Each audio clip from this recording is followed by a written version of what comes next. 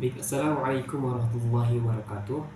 Perkenalkan, nama saya Suryawan Rafiq Faiz dengan NIM 2202102045152 dari Prodi Pendidikan Guru Sekolah Dasar Universitas Jember.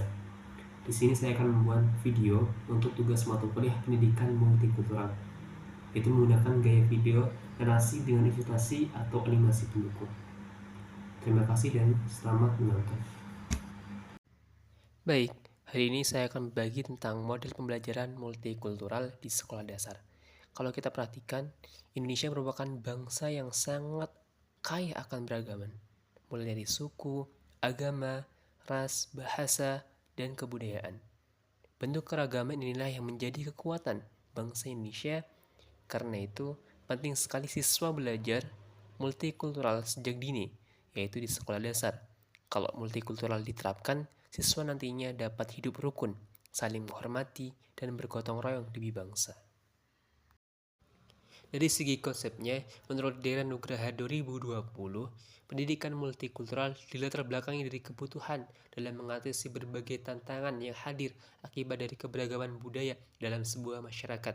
Negara Indonesia merupakan negara multikultural terbesar di dunia dengan kekayaan suku, etnis, agama, dan budaya. Memiliki lebih dari 13.000 pulau, 300 suku bangsa, dan 200 bahasa, dan juga menganut 6 agama yaitu Islam, Hindu, Buddha, Kristen, Konghucu, dan lain-lain, serta berbagai macam aliran kepercayaan.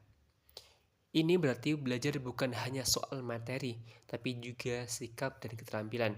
Siswa tentunya diajak belajar memahami perbedaan, belajar hidup rukun, dan belajar menjadi manusia yang terbuka dan toleran. Selain itu, kurikulum Merdeka juga memberikan ruang yang luas pada multikultural.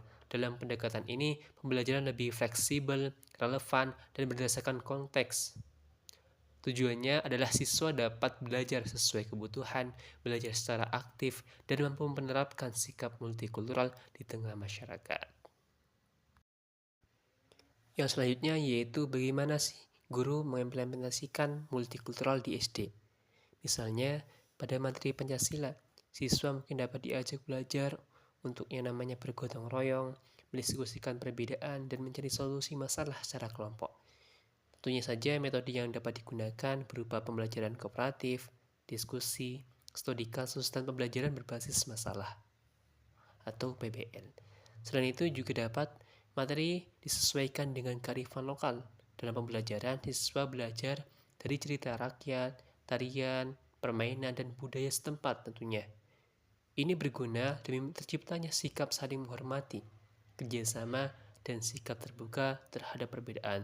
Tentunya untuk pembelajaran lain juga dapat diterapkan seperti halnya yang sama, menggunakan PBL, studi kasus yang berkaitan dengan multikultural maupun kearifan lokal di tempatnya masing-masing. Yang selanjutnya yaitu refleksi dan kesimpulan. Dari pembahasan tadi dapat disimpulkan bahwa pembelajaran multikultural berguna demi terciptanya siswa yang menghormati perbedaan, hidup rukun, dan mampu bekerja sama. Ini sesuai visi kurikulum Merdeka dan pendekatan multikultural, yaitu belajar berdasarkan konteks siswa, melibatkan masyarakat dan keluarga, dan menggunakan penilaian holistik. Tentunya, mari kita jadikan multikultural sebagai kekuatan bangsa demi Indonesia yang damai, unggul, serta harmonis. Nah, tadi kita sudah menyaksikan simulasi implementasi pembelajaran multikultural di SD yang sudah saya jabarkan pada narasi sebelumnya.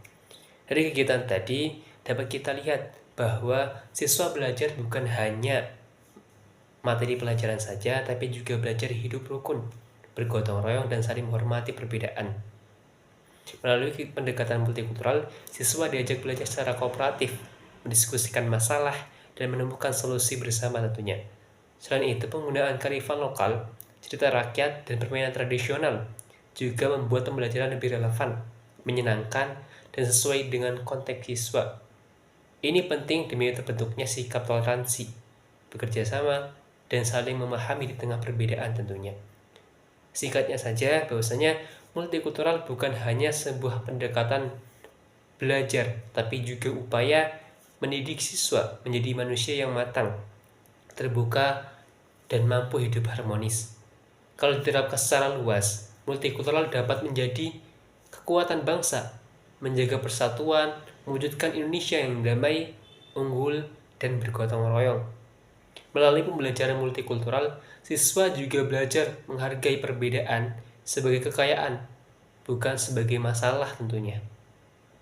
Ini menjadi bekal penting nantinya saat siswa terjun ke masyarakat, belajar hidup bersama, dan menjadi warga bangsa yang toleran, kreatif, dan peduli terhadap sesama. Mari terus terapkan multikultural di sekolah demi terciptanya masa depan bangsa yang harmonis, unggul, dan mampu bergandeng tangan demi kebaikan bersama. Mungkin itu saja yang dapat saya sampaikan dalam narasi tadi. Bila ada kesalahan, mohon dimaafkan. Sekian dari video saya. Terima kasih yang sudah menonton sampai akhir. Billahi taufiq wal hidayah, waridwan inayah. Assalamualaikum warahmatullahi wabarakatuh.